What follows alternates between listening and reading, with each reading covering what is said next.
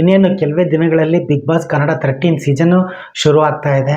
So ಈ ಸಾರಿ ಬೇಗ ಶುರು ಆಗ್ತಾ ಇರೋದು ಅದೊಂಥರದ ವಿಶೇಷ. ಜೊತೆಗೆ ಈ ಸಾರಿ ಎಲ್ಲ ಕಾಮನ್ ಆಡಿಯನ್ಸ್ ಕೂಡ, ಅಂದರೆ ಸಾಮಾನ್ಯ ಜನರು ಕೂಡ, ಸೆಲೆಬ್ರಿಟಿಗಳ ಜೊತೆನೇ ಸಾಮಾನ್ಯ ಜನರು ಕೂಡ ಈ ಕಾರ್ಯಕ್ರಮದಲ್ಲಿ ಅಂದರೆ ಈ ರಿಯಾಲಿಟಿ ಶೋಗಳಲ್ಲಿ ಭಾಗವಹಿಸ್ಬೋದು. ಈಗ ಆಲ್ರೆಡಿ ಆಡಿಷನ್ ಶುರುವಾಗಿದೆ. ಒಂದಿಷ್ಟು ಗ್ಲಿಮ್ಸ್ಗಳನ್ನ, ಒಂದಿಷ್ಟು ವಿಡಿಯೋಗಳನ್ನ ಮಾಡಿಬಿಟ್ಟು ಕ್ಲಿಪ್ಪಿಂಗ್ ಅಪ್ಲೋಡ್ ಮಾಡಿ, ಅದೇ ಎಲ್ರಿಗೂ ಗೊತ್ತಿರೋ ವಿಚಾರನೇ. ವಿಶೇಷವಾಗಿ ನಟಿ ಅರ್ಚನಾ ಕೊಟ್ಟಿಗೆ ಅವರನ್ನು ಕೂಡ ಈ ಬಿಗ್ ಬಾಸ್ ಕಾರ್ಯಕ್ರಮಕ್ಕೆ ಕಳಿಸಿ ಲಾಸ್ಟ್ ಸೀಸನ್ 12ನೇ ಸೀಸನ್ ಏನು ಮನೋರಂಜನೆ ಆಗಿತ್ತೋ, ಅಂದರೆ ಗಿಲ್ಲಿಯವರಿಂದ ಯಾವ ರೀತಿ ಎಂಟರ್ಟೈನ್ಮೆಂಟ್ ಸಿಕ್ತೋ ಅದಕ್ಕಿಂತ ಡಬಲ್ ಮನೋರಂಜನೆ ಅರ್ಚನಾ ಕೊಟ್ಟಿಗೆಯವರಿಗಿಂದ ಸಿಗುತ್ತೆ ಅಂತಲೇ ತುಂಬ ಜನ ಹೇಳ್ತಾಯಿದ್ದಾರೆ. ಎಲ್ಲಿ ಹೇಳ್ತಾ ಇದ್ದಾರೆ ಅಂದರೆ, ಕೀರ್ತಿ ENT ಕ್ಲಿನಿಕ್ ಅನ್ನೋ ಒಂದು ಚಾನಲ್ ಇದೆ, ಸಖತ್ ಫೇಮಸ್ ಇದೆ ಚಾನಲ್ಲು. ಅಂದರೆ ಸೆಲೆಬ್ರಿಟಿಗಳೆಲ್ಲ ಕರೆಸಿ ಕೀರ್ತಿ ನಾರಾಯಣ ಅವರು ಇಂಟರ್ವ್ಯೂ ಮಾಡ್ತಾರೆ. ಅವರ ವೈಫ್ ಸೌಜನ್ಯವರು ಕೂಡ ಸೌಜನ್ಯ ಸ್ಟೋರ್ಸ್ ಅಂತ ಕೂಡ ಒಂದು ಚಾನಲ್ ಮಾಡಿದ್ದಾರೆ. ನಾನಂತರೂ ಅವರ ಚಾನಲ್ನ ಫಾಲೋವರ್. ಅವರು ಏನು ಕಾರ್ಯಕ್ರಮ ಮಾಡ್ತಾರೆ, ಯಾವ ಗೆಸ್ಟನ್ನು ಕರೆಸ್ತಾರೆ, ಎಲ್ಲ ಕಾರ್ಯಕ್ರಮಗಳನ್ನು, ಎಲ್ಲ ಸಂಚಿಕೆಗಳನ್ನು ಮಿಸ್ ಮಾಡದೆ ನೋಡ್ತೀನಿ. ಆ ಕಾರ್ಯಕ್ರಮಕ್ಕೆ, ಅಂದರೆ ಈ ಸರಿಯ ಕಾರ್ಯಕ್ರಮಕ್ಕೆ ಈಗ ಆಲ್ರೆಡಿ ಪ್ರಸಾರ ಆಗಿದೆ. ಅಮೃತ ಅಯ್ಯಂಗಾರ್ ಅವರು ಮತ್ತು ಖುಷಿ ರವಿ ಅವರು, ಅರ್ಚನಾ ಕೊಟ್ಟಿಗೆ ಅವರು 3 ಜನನೂ ಕೂಡ ಭಾಗವಹಿಸಿದರು. ಆ 3 ಜನದಲ್ಲಿ ಸಖತ್ ಕಿಕ್ ಎಂಟರ್ಟೈನ್ಮೆಂಟ್ ಕೊಟ್ಟವ್ರು ಯಾರು ಅಂದರೆ ಅರ್ಚನಾ ಕೊಟ್ಟಿಗೆ ಅವರು. ನನಗೆ ತುಂಬ ಖುಷಿ ಆಯಿತು. ಇನ್ಫ್ಯಾಕ್ಟ್ ಕೀರ್ತಿ ಅವ್ರನ್ನೇ ಒಂಥರ ಬೆವರು ಇಳಿಸಿದ್ರು ಅಂತಲೇ ಹೇಳ್ಬೋದು. ಸಾರಿ, ಏನು ಅನ್ಕೋಬೇಡಿ. ಆ ಲೆವೆಲಲ್ಲಿ, ಅಂದರೆ ಇವ್ರನ್ನೇ ಅವ್ರು ರೋಸ್ಟ್ ಮಾಡಿ ಇಟ್ಬಿಟ್ರೆ, ಹೆಂಗೆ ಮಾತಾಡೋ ಶೈಲಿ ಆಗಿರ್ಬೋದು, ಆ ನೋಟ ಆಗಿರ್ಬೋದು, ಟಕ್ ಟಕ್ ಟಕ್ ಟಕ್ ಟಕ್ ಟಕ್. ಅಂದರೆ ಈ ಕಡೆ ಅಮೃತ ಅಯ್ಯಂಗಾರ್ ಅವರು ಈ ಕಡೆ ಆಗಿದ್ರು, ಅವರು ಒಂಚೂರು ಸಾಫ್ಟ್ ಹಿಂಗೆ ಮಿಡ್ಲಲ್ಲಿ ಇವರು, ಈ ಕಡೆ ಬಂದು ಖುಷಿ ರವಿ ಅವರು. ಇವ್ರ ಎಕ್ಸ್ಪೀರಿಯೆನ್ಸ್ನ ಹೇಳ್ಕೊತಾ ಇದ್ರು. ಇವರು ಯಾವ ಸಿನಿಮಾ ಮಾಡ್ತಾಯಿದ್ರು, ಇವ್ರು ಹೇಳೋದು ಇವ್ರು ಯಾವ ಸಿನಿಮಾ ಮಾಡ್ತಾಯಿದ್ರು ಅಂತ ಇವ್ರು ಹೇಳೋದು. ಅರ್ಚನಾ ಕೊಟ್ಟಿಗೆಯವರು ಮದುವೆ ಆಗಿರೋದ್ರಿಂದ ಎಲ್ಲರೂ ಕಾಲೆಳೆಯುತ್ತೆ ಕಾಲ. ಅದು 2-3 ವರ್ಷದಿಂದ ಇತ್ತು ಪಾಪ. ಅದು ಸಿನಿಮಾ ಇವಾಗ ರಿಲೀಸ್ ಆಯಿತು, ತಕ್ಕ ಮಟ್ಟಿಗೂ ಕೂಡ ಗುರುತಿಸ್ಕೊಳ್ತು. ಈಗ ಸದ್ಯಕ್ಕೆ ಯಾವುದು ಪ್ರಾಜೆಕ್ಟ್ ಮಾಡ್ತಾ ಇಲ್ಲ ಅಂತಂದು ಹೇಳ್ಬಿಟ್ಟು ಅದಕ್ಕೆ ಏನೇನೋ ಒಂದಿಷ್ಟು ವರ್ಡ್ಗಳು ಹೇಳಿದ್ರು. ಸಖತ್ ಇಂಟರ್ನೆಟ್ಟಲ್ಲಿ, ಅಂದರೆ ಅವ್ರ ಚಾನಲಲ್ಲಿ ಸಖತ್ ಬೂಮ್ ಆಗಿದೆ. ಆ ಕಾಮೆಂಟ್ಸ್ ತೆಗೆದು ನೋಡಿ ನೀವು. ಅರ್ಚನಾ ಕೊಟ್ಟಿಗೆ ಅವರು ಈ ಸಾರಿ ಬಿಗ್ ಬಾಸ್ 13 ಅಂದರೆ 13ನೇ ಸೀಸನಿಗೆ ಅವ್ರು ಸ್ಪರ್ಧೆಗೆ ಬರಲೇಬೇಕು. ಗೆಲ್ತಾರೋ ಬಿಡ್ತಾರೋ ಅದು ಸೆಕೆಂಡ್ರಿ, ಬಟ್ ಎಂಟರ್ಟೈನ್ಮೆಂಟ್ ಅಂದರೆ ಪಕ್ಕಾ ಫಿಕ್ಸ್. ರೋಸ್ಟ್ ಮಾಡೋದಾಗಿರ್ಬೋದು, ಆಮೇಲೆ ಯಾವ ರೀತಿ ಹೆಂಗೆ ಗೇಮ್ನ ಮೈಂಡ್ನ ಯೂಸ್ ಮಾಡ್ಕೊಂಡು ಹೆಂಗೆ ಗೆಲ್ಲಬೇಕು ಅನ್ನೋದಾಗಿರ್ಬೋದು, ಯಾವ ರೀತಿ ಎಲ್ಲೆಲ್ಲಿ ಆ ಟ್ರಿಕ್ಸ್ಗಳು, ಎಲ್ಲಿ ಸಮೃದ್ಧವಾಗಿ ಮಾತಾಡಬೇಕು, ಎಲ್ಲಿ ಕ್ಯೂಟಾಗಿ ಮಾತಾಡಬೇಕು, ಎಲ್ಲಿ ಹೆಂಗೆ ಟಕ್ ಅಂತ ಹೊಡಿಬೇಕು ಅನ್ನೋದು ಪಕ್ಕಾ ಇವರು ಸೂಟ್ ಆಗ್ತಾರೆ ಬಿಗ್ ಬಾಸಿಗೆ ಅಂತ ಹೇಳ್ತಿದ್ರೆ. ನನಗೂ ಹಂಗೆ ಅನ್ನಿಸ್ತು. ನನಗೇನು ಅನಿಸಿಲ್ಲ ಅಂತಲ್ಲ, ನನಗೂ ಪಕ್ಕ ಹಂಗೆ ಅನ್ನಿಸ್ತು.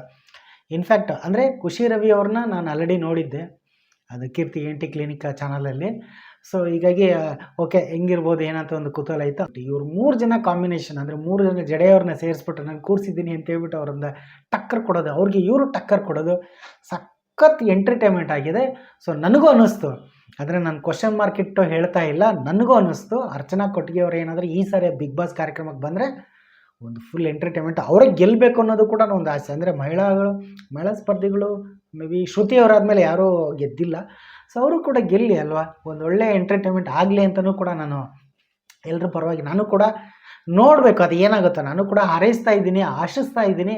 ನೋಡಬೇಕು ಮತ್ತು ಏನಾಗುತ್ತೋ ಗೊತ್ತಿಲ್ಲ. ಬಟ್ ಅವ್ರಂತೂ ಬಂದರೆ ಪಕ್ಕ ಫಿಕ್ಸ್ ಚೆನ್ನಾಗಿರುತ್ತೆ ಅಂತ ನನ್ನ ಅನಿಸಿಕೆಯೂ ಕೂಡ. ಎಲ್ಲರ ಕಾಮೆಂಟ್ಸ್ ಸೆಕ್ಷನ್ ನೋಡಿದ್ರು ಎಲ್ಲರ ಅನಿಸಿಕೆ ಅಭಿಪ್ರಾಯನೂ ಕೂಡ ಅದೇ. ಅಂದಂಗೆ ಕೆಲವು ಜನಕ್ಕೆ ಗೊತ್ತಿರ್ಬೋದು, ಗೊತ್ತಿಲ್ಲದೇ ಇರ್ಬೋದು ಅರ್ಚನಾ ಕೊಟ್ಟಿಗೆ ಅವರು ಯಾರು ಅಂತ. 2018ರಲ್ಲಿ ಅರಣ್ಯಕಾಂಡ ಅಂತ ಒಂದು ಸಿನಿಮಾ ಬಿಡುಗಡೆ ಆಯಿತು. ಆ ಚಿತ್ರಕ್ಕೆ ನಾಯಕಿಯಾಗಿ ಪದಾರ್ಪಣೆ ಮಾಡಿದವರು ಅರ್ಚನಾ ಅವರು, ನಡೆದ ನಾಯಕಿ, ಅಪ್ಪಟ ಕನ್ನಡಿಗರು. ಸೊ ಅದಾದ ನಂತರ ವಾಸು ನನ್ನ ಪಕ್ಕ ಕಮರ್ಷಿಯಲು, ಆಮೇಲೆ ಹೊಂದಿಸಿ ಬರೆಯಿರಿ, ಇತ್ತೀಚೆಗೆ ರಿಲೀಸ್ ಆದ ಫಾರೆಸ್ಟ್ ಆಗಿರ್ಬೋದು, ಆಮೇಲೆ ಹಾಸ್ಟೆಲ್ ಹುಡುಗರು ಬೇಕಾಗಿದ್ದಿರೋದು ಸ್ಮಿತಾ ಪಾತ್ರ, ಎಲ್ಲೋ ಗ್ಯಾಂಗ್ಸು, ಒಂದಿಷ್ಟು ಸಿನಿಮಾಗಳಲ್ಲಿ ಆ್ಯಕ್ಟ್ ಮಾಡಿದರೆ. ನನಗೆ ಅನಿಸಿರೋದು ಏನಂದರೆ, ಇವರು ಬರೀ ನಾಯಕಿ ಪಾತ್ರಕ್ಕೆ ಸೀಮಿತ ಆಗಲಿಲ್ಲ. ಈ ಕಡೆ ಅಕ್ಕನ ರೋಲು ಮಾಡಿದ್ದಾರೆ, ಈ ಕಡೆ ನಾಯಕಿ ಪಾತ್ರ ಮಾಡಿದ್ದಾರೆ, ಈ ಕಡೆ ಗೆಸ್ಟ್ ರೋಲ್ ಮಾಡಿದ್ದಾರೆ, ಸ್ಪೆಷಲ್ ಅಪಿಯರೆನ್ಸ್ ಮಾಡಿದ್ದಾರೆ. ಸೂಪರ್ ಅನ್ನಿಸ್ತು ನನಗೆ. ಅವರು ಎಷ್ಟೋ ಸರಿ ಹೇಳ್ಕೊಂಡಿದ್ದಾರಲ್ಲ, ಅಂದರೆ ಆ ಪಾತ್ರ ಇಷ್ಟ ಆದರೆ ಸಾಕು. ಸಿನಿಮಾದಲ್ಲಿ ನನ್ನ ಪಾತ್ರ ಚಿಕ್ಕದಿರುತ್ತೋ ದೊಡ್ಡದಿರುತ್ತೋ ಅದು ಕೂಡ ಮುಖ್ಯ ಆಗುತ್ತೆ ಒಬ್ಬ ಕಲಾವಿದೆಗೆ. ಬಟ್ ಅವ್ರಿಗೆ ಬಂದಂಥ ಅಪರ್ಚುನಿಟೀಸ್ ಅವರೇ ಹೇಳ್ಕೊತಾರಲ್ಲ ಎಷ್ಟೋ ಸರಿ. ನಾನು ಸಿನಿಮಾದಲ್ಲಿ ಮಾಡಿದರೂ ಕೂಡ ಧಾರಾವಾಹಿಲಿ ಮಾಡಿದ್ದೀನಿ ಅಂತ ಹೇಳ್ತಾರೆ, ಅಯ್ಯೋ ಏನು ಮಾಡೋದು ಹಾಗೆ ಹೀಗೆ ಅಂತ ಹೇಳ್ತಿರ್ತಾರೆ. ಬಟ್ ಇರಲಿ, ನನಗಂದ್ರೂ ತುಂಬ ಇಷ್ಟ ಆಗ್ಬಿಟ್ರು ಅವರು. ಅಂದರೆ ವಾಸು ನನ್ನ ಪಕ್ಕ ಕಮರ್ಷಿಯಲ್ ಸಿನಿಮಾದಲ್ಲಿ ಅನೀಶ್ ಅವರಿಗೆ ಅಕ್ಕನ ಪಾತ್ರದಲ್ಲಿ ಅವ್ರು ಆ್ಯಕ್ಟ್ ಮಾಡಿದ್ರು. ತುಂಬ ಸಿನಿಮಾಗಳು ಮಾಡಿದ್ರು. ನನಗೆ ಫಸ್ಟ್ ಟೈಮ್ ನನಗೆ ತುಂಬ ಇಷ್ಟ ಆಗಿದೆ ಅಂದರೆ ಅರಣ್ಯಕಾಂಡ, ಅವೆಲ್ಲ ಓಕೆ. ಅಂದರೆ ನಾನು ಸಿನಿಮಾಗಳನ್ನ ನೋಡಿರಲಿಲ್ಲ. ಒಂದಿಸಿ ಬರೆಯಿರಿ ಸಿನಿಮಾನ ಆ ಥಿಯೇಟ್ರಲ್ಲಿ ನೋಡುವಾಗ ಸೀನಿಯರ್ ಅನ್ನೋ ಪಾತ್ರ, ಅಂದರೆ ಸೀನಿಯರ್ ಅವರೇ ಇರ್ತಾರೆ ಈ ನಾಯಕ ನಾಯಕಿಯರು ಇವ್ರಿಗೆಲ್ಲ. ಸೊ ಅಲ್ಲೊಂದು ಲವ್ ಮಾಡೋ ಸನ್ನಿವೇಶ ಬರುತ್ತೆ.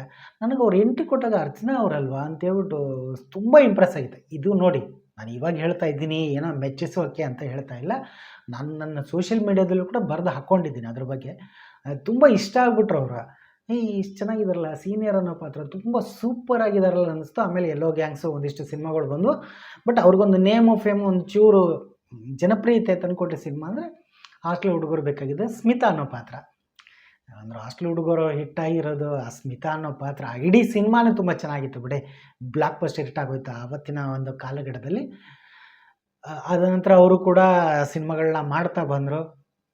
ಇತ್ತೀಚೆಗೆ ಸಿನಿಮಾ ಅಂದರೆ ಮದುವೆನೂ ಕೂಡ ಆಯ್ತು. ಎಲ್ಲ ನಾಯಕಿಯರು ಕೂಡ ಹೋಗ್ಬಿಟ್ಟು ಒಂದಿಷ್ಟು ರೈಮ್ಸ್ ಎಲ್ಲ ಹೇಳ್ಬಿಟ್ಟು ಮದುವೆ ಆದರೂ ಅರ್ಚನಾ ಅಂತ ಹೇಳ್ಬಿಟ್ಟು ಸೂಪರ್ ಕಾಲು ಹೇಳಿದ್ರು, ಕುಣಿದಾಡಿದ್ರು, ಡ್ಯಾನ್ಸ್ ಮಾಡಿದ್ರು, ವಾಟ್ ಎವರ್ ಏನೇ ಇರಲಿ. ನನಗೆ ಅವ್ರ ಅಭಿನಯ ತುಂಬ ಇಷ್ಟ. ಅವರೇ ಹೇಳ್ಕೊತಿದ್ರಲ್ಲ, ನಾನು ನಾಯಕಿಯಾಗಿ ಇಷ್ಟಪಡ್ತೀನಲ್ಲ ಗೊತ್ತಿಲ್ಲ, ಜನಗಳಿಗೆ ಇಷ್ಟ ಆಗುತ್ತೋ ಇಲ್ಲೋ ಗೊತ್ತಿಲ್ಲ ಅಂತ ಹೇಳ್ತಾರೆ, ಬಟ್ ನನಗಂತೂ ತುಂಬ ಇಷ್ಟ ಅವರು. ಒಂದೊಂದು ಸಿನಿಮಾದಲ್ಲೂ ಒಂದೊಂದು ಥರ ಪಾತ್ರಗಳನ್ನ ಮಾಡ್ತಾ ಹೋಗ್ತಿದ್ದಾರೆ, ಅದು ನನಗೆ ತುಂಬ ಇಷ್ಟ ಆಗಿದ್ದು. TNT ಕ್ಲಿನಿಕಲ್ಲೂ ಕೂಡ ವಯಸ್ಸು ಹೇಳಿದ ತಕ್ಷಣ ಹೇಗೆ ಅಂದರೆ ಗಂಡು ಮಕ್ಕಳ ಸಂಬಳ ಕೇಳಬಾರ್ದು, ಹೆಣ್ಮಕ್ಳು ವಯಸ್ಸು ಕೇಳಬಾರ್ದು ಅಂತಾರಲ್ಲ, ಕೀರ್ತಿ ಅವರು ಕೇಳಿದ್ರು, ಅದಕ್ಕೆ ಆನ್ಸರು ಕೂಡ ಕೊಟ್ಟರು. ಅಮೃತ ಅವರು ಕೂಡ ಆನ್ಸರ್ ಕೊಟ್ಟರು. ದಿಯಾ ಅವರು ಖುಷಿ ರವಿ ಅವರು, ಅಯ್ಯೋ ಅವ್ರು ಮತ್ತೆ ಬೇಜಾರು ಮಾಡ್ಕೊಂಡ್ಬಿಡ್ತಾರೆ, ಮತ್ತು ದಿಯಾ ದಿಯಾ ದಿಯಾ ಅಂತಲೇ ಕರೀತಾರೆ ಅಂತ. ಅದು ಏನು ಮಾಡೋದು ಮೇಡಮ್, ಅದು ನಮಗೆ ನೀವು ಎಷ್ಟೇ ಸಿನಿಮಾಗಳನ್ನ ಮಾಡಿದ್ರು ಆ ದಿಯಾ ಅನ್ನೋದೇ, ಆ ದಿಯಾ ಅನ್ನೋ ಪಾತ್ರ, ಅದು ಪಾಪದ ಹುಡುಗಿ ಅನ್ನೋದು ಪಾತ್ರ ಅದು ಮರ್ತೋಗಲ್ಲ. ನೀವು ತುಂಬ ಸಿನಿಮಾಗಳನ್ನ ಮಾಡಿದ್ರೆ, ನಿಮ್ಮ ಸಿನಿಮಾಗಳು ಕೂಡ ನಾನು ನೋಡಿದ್ದೀನಿ. ನೀತಿ ಸಿನಿಮಾ ನೋಡಿದ್ದೀನಿ, ದ ಗ್ರೇಟ್ ಸ್ಟೋರಿ ಆಫ್ ಸೋಡಾಬುಡಿ ನೋಡಿದ್ದೀನಿ, ತುಂಬ ಸಿನಿಮಾಗಳನ್ನೆಲ್ಲ ನೋಡಿದ್ದೀನಿ. ಬಟ್ ಅದು ನಮಗೆ ಖುಷಿ ಅನ್ನೋದಕ್ಕಿಂತ ಹೆಚ್ಚಾಗಿ ದಿಯಾ ಅಂತಲೇ ಕರಿಬೇಕು ಅನಿಸುತ್ತೆ. ದಯವಿಟ್ಟು ತಪ್ಪಿಕೋಬೇಡಿ. ಅರ್ಚನಾ ಅವರಂತರೂ ನಂಗೆ ತುಂಬ ಇಷ್ಟ ಆಗ್ಬಿಟ್ರು. ಇವಾಗಂತಲ್ಲ, ಆವಾಗಿನ ಒಂದು ಸಿನಿಮಾಗಳಲ್ಲೂ ಕೂಡ ಆ್ಯಕ್ಟ್ ಮಾಡಿದಾಗ ಈ ಕಾಮೆಂಟ್ಸ್ ಎಲ್ಲ ನೋಡಿದಾಗ ನನಗೆ ಅಂದ್ಕೊಂಡೆ ಇದ್ರ ಬಗ್ಗೆ ಒಂದು ವಿಡಿಯೋ ಮಾಡೋಣ ಅಂತ. ಬಟ್ ಈ ಕಾಮೆಂಟ್ಸ್ಗಳು ಬರ್ತಾ ಬರ್ತಾ ಜಾಸ್ತಿನೇ ಆಗ್ತಾಯಿದೆ. ನೀವು ಕೂಡ ಹೋಗಿ ಚೆಕ್ ಮಾಡಿ. ಅರ್ಚನಾ ಕೊಟ್ಟಿಗೆ ಅವರು ಈ ಸರಿ ಬಿಗ್ ಬಾಸ್ ಸೀಸನ್ಗೆ ಬರಲೇಬೇಕು ಅಂತ. ಅಂದರೆ ಈ ಅಂಕು ಡೊಂಕು ಆಗಿರ್ಬೋದು, ಹಾಡು ಹೇಳಿದ ನಿತ್ಯ ಅವರು ಆಗಿರ್ಬೋದು, ಆಮೇಲೆ ಜನಸಾಮಾನ್ಯರು ಈಗಾಗಲೇ ಜನಪ್ರಿಯತೆ ಪಡೆದವರು ಯಾರ್ಯಾರೋ ಬರ್ತಾ ಇದ್ದಾರೆ, ಇವ್ರ್ಯಾಕೆ ಬರಬಾರ್ದು? ನನಗೂ ಅದೇ ಅನ್ನಿಸ್ತು, ಬರಲಿ ಅಲ್ವಾ. ಕೀರ್ತಿ ಕ್ಲಿನಿಕ್ನ ಚಾನಲ್ನ ಎಪಿಸೋಡ್ ನೋಡಿಲ್ಲ ಅಂದರೆ ನೋಡಿ. ಅರ್ಚನಾ ಅವರ ಯಾವ ಸಿನಿಮಾಗಳನ್ನ ನೋಡಿಲ್ಲ, ಯೂಟ್ಯೂಬಲ್ಲೂ ಕೂಡ ಕೆಲವೊಂದು ಅವೈಲೇಬಲ್ ಇದೆ, ನೋಡಿ ಕಾಮೆಂಟ್ ಮಾಡಿ ತಿಳಿಸಿ. ವಿಶ್ ಮಾಡಿ ಅವ್ರಿಗೂ ಕೂಡ ಬರಲಿ ಬಿಗ್ ಬಾಸ್ಗೆ ಅಂತಂದೇಳಿ. ಬೆಸ್ಟ್, ಒಳ್ಳೆಯದಾಗಲಿ ಅವ್ರಿಗೆ.